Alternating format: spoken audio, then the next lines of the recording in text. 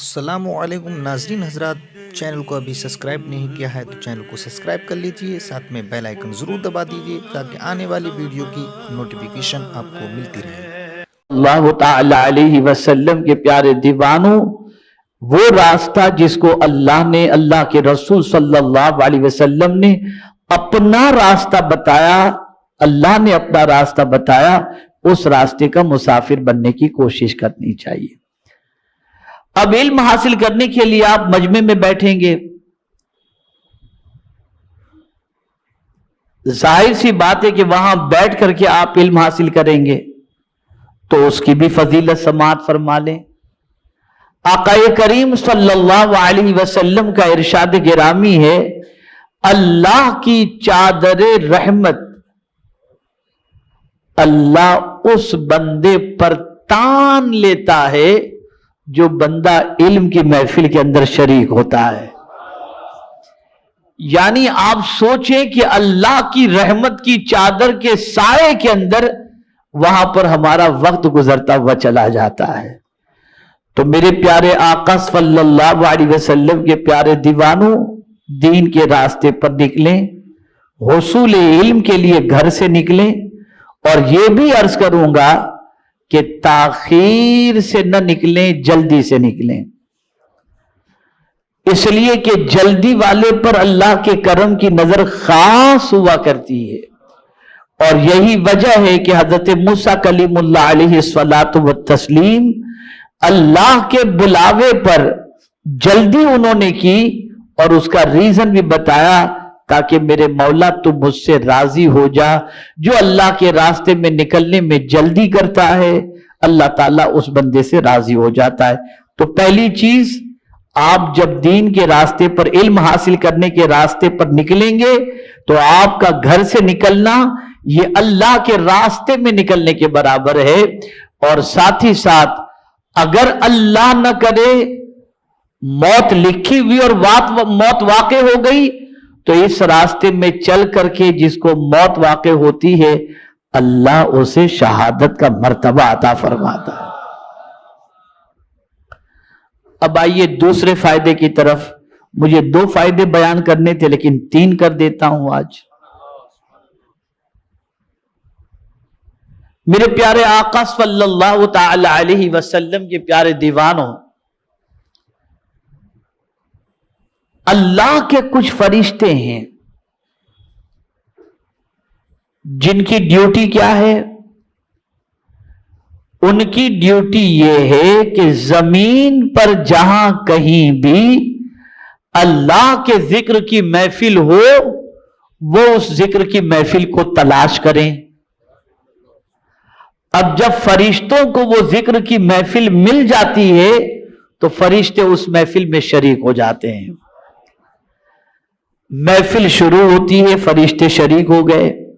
حدیث مبارکہ میں ہے کہ محفل کے اختتام پر فرشتے اس محفل سے جب واپس جاتے ہیں تو اللہ رب العزت جل جلالہ ان فرشتوں سے فرماتا ہے، فرشتوں کہاں سے آ رہے ہو؟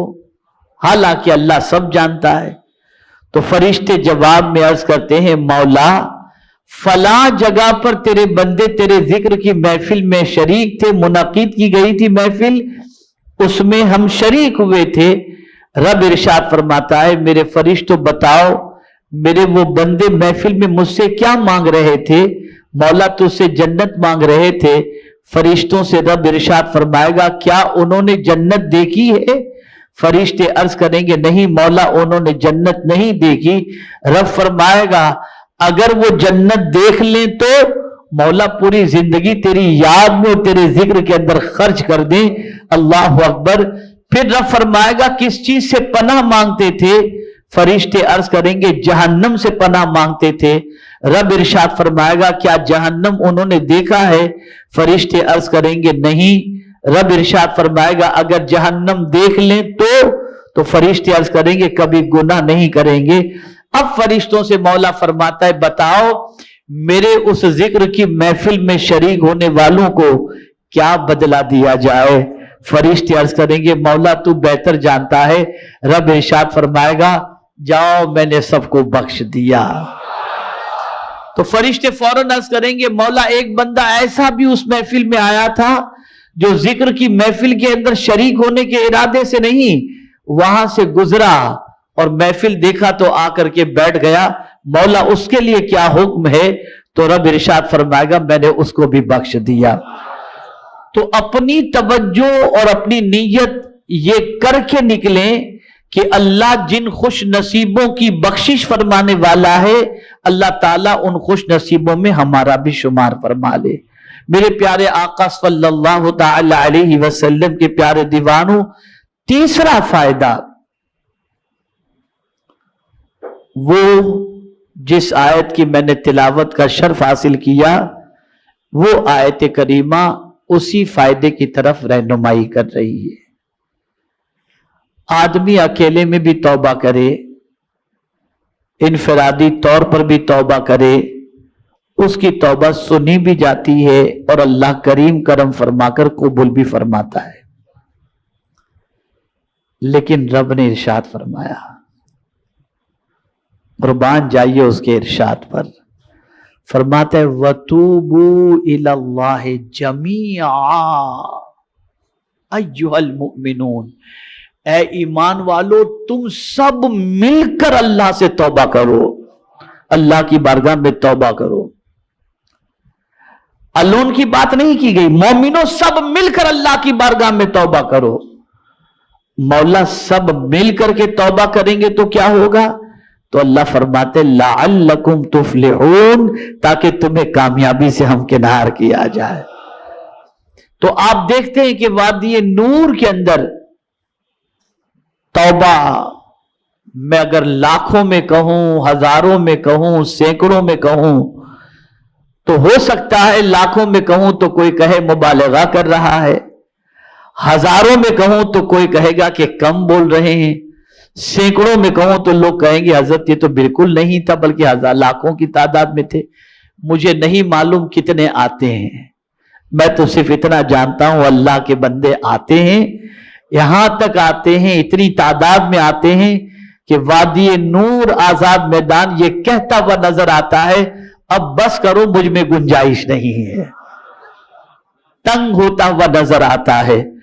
लेकिन वहां आकर आपने देखा होगा कि जो कभी नहीं रोए वो भी वहां पर अपने गुनाहों को याद करके रोते हैं, तौबा करते हैं, इस्तिगफार करते हैं। तो मेरे प्यारे आका सल्लल्लाहु अलैहि वसल्लम के प्यारे दीवानों, इज्तिमाई तौबा का मौका वादी नूर में आपको नसीब होता है कि लाखों की तादाद में कहिए या हजारों की तादाद में कहिए, गुलामान रसूल वहां पर हाजिर होते। कुरान ने कहा अय्युहल मुमिनून, यानी गुलामान रसूल। अब वहां सब तौबा करते हैं, किसी एक की आमीन के सदके में अल्लाह सबका बेड़ा पार फरमा देगा। मेरे प्यारे आका सल्लल्लाहु ताला अलैहि वसल्लम के प्यारे दीवानों, 40 मुसलमानों में एक अल्लाह का नेक बंदा होता है। मुमकिन है इतने लोगों की तादाद में कोई तो बंदा ऐसा होगा जिसके सदके में अल्लाह करम की नजर फरमा देगा। तो आप इस चीज को जहन में रखें कि वहां पहुंचना है, लोगों को लाना है, घरों से निकलना है, अल्लाह के जिक्र की महफिल में शरीक होना है, अल्लाह के रसूल सल्लल्लाहु अलैहि वसल्लम की बारगाह बेकसपना में तोहफे दुरूद व सलाम भी पेश करना है और साथ ही साथ अल्लाह का जिक्र भी करना है और इल्म भी हासिल करना है।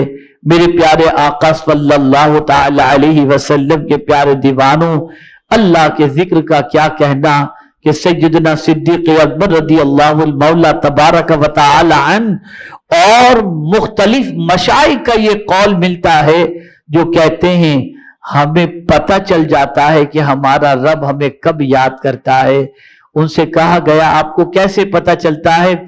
इरशाद फरमाते हैं जब हम रब का जिक्र करते हैं तो रब भी हमारी याद फरमाता है, हमारा तस्करा फरमाता है, इसलिए कि उसका फरमान है फज़कुरूनी अज़कुरकुम, तुम मुझे याद करो मैं तुम्हारा चर्चा करूंगा।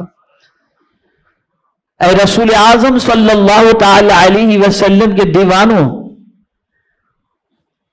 یہ نہ سمجھنا کہ وادی نور میں آپ ہی پہنچتے ہیں یا وادی نور میں ہم ہی لوگ پہنچتے ہیں. میں نے ایک ایسے بزرگ سے ملاقات کی جن کے بارے میں لوگوں سے میں نے سن رکھا تھا کہ وہ مستجاب الدعوات ہیں.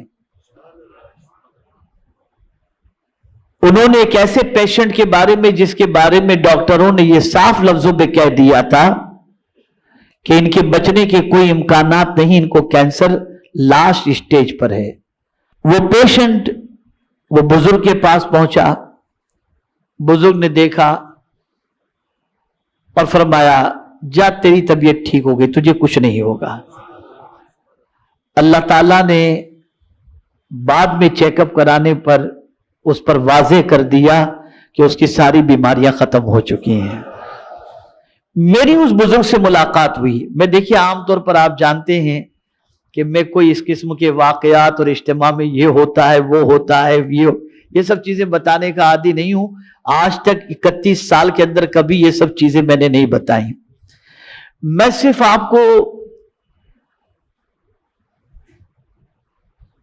ایک ایسی حقیقت بتانے کی کوشش کر رہا ہوں تاکہ آپ کی طبیعت کے اندر یہ بات پیدا ہو کہ واقعی وہاں پر کیسے کیسے لوگ آتے ہیں. میری اتفاق سے فلائٹ میری عمومی طور پر میری عادت دنیا میں کہیں بھی جاتا ہوں تو پروگرام کے بعد کی جو پہلی فلائٹ ہوتی ہے میں پہلی فلائٹ لے کر آ جاتا ہوں. لیکن اس بزرگ کے بارے میں جب اطلاع ملی تو میں نے وہاں سے شام کی فلائٹ کا انتظام کیا کہ میں جا کر ان سے ملاقات کروں گا. میں گیا ملنے کے لیے تو ان کی زبان اول تو سمجھ میں نہیں آتی تھی. کیرلا کے ہیں وہ، زبان سمجھ میں نہیں آتی تھی. ایک درمیان میں اردو میں ان کی بات کو ٹرانسلیشن کرنے والا وہ جو تھا وہ تھا. ان کو جب اطلاع ملی میں آ رہا ہوں تو بہت خوش ہوئے، بہت دعائیں دی. اور پھر انہوں نے مجھ سے فرمایا کہ میں ایک مرتبہ وادی نور کے اجتماع میں حاضر ہوا تھا. اور پھر ایک ایسی بات انہوں نے کہی کہ ان کی بات سے ان کے مستجاب الدعوات ہونے پر بالکل مہر لگ گئی. وہ بات یہ تھی کہ اس زمانے میں اپنی تاریخوں میں اجتماع کی تاریخ جو اپنی ہوتی تھی اسی میں کچھ غیر لوگ بھی اجتماع کرتے تھے. انہی تاریخوں میں ایک ڈاکٹر تھا وہ اجتماع کرتا تھا انہی تاریخوں میں. کبھی آگے پیچھے ہو جائے ورنہ سملر تاریخ ہوتی تھی. تو بزرگ مجھ سے فرمانے لگے کہ میں جب میدان میں آیا اور مجھے پتا چلا تو میں نے وہیں اللہ کی بارگاہ میں دعا کی وادی نور میں بیٹھ کے کہ اب اس کا نہیں ہونا چاہیے. اس کے بعد سے اس کا معاملہ ہی ختم ہو گیا. تو ہمیں پتہ ہی نہیں ہوتا کون آتا ہے، کیسے لوگ آتے ہیں، کیا ہوتے ہیں. اللہ کے عظیم نیک بندے، اور ظاہر سی بات ہے ہم تو کیا ہے کہ ولیوں کے غلام ہیں، ان کے قدموں کی خاک ہیں، ان کے قدموں کی خاک ہیں. ہم تو پہلے مخدوم مائمی کی بارگاہ میں عرض کر دیتے ہیں، پھر بہاؤالدین شاہ بابا کی بارگاہ میں عرض کر دیتے ہیں، پورا اجتماع ان کے سپرد کر دیتے ہیں کہ آپ کی نگری میں ہو رہا ہے، آپ جانیں اور آپ کا کام جانیں. تو وہ ایسا کرم کرتے ہیں کہ الحمدللہ بیڑا پار ہو جاتا ہے.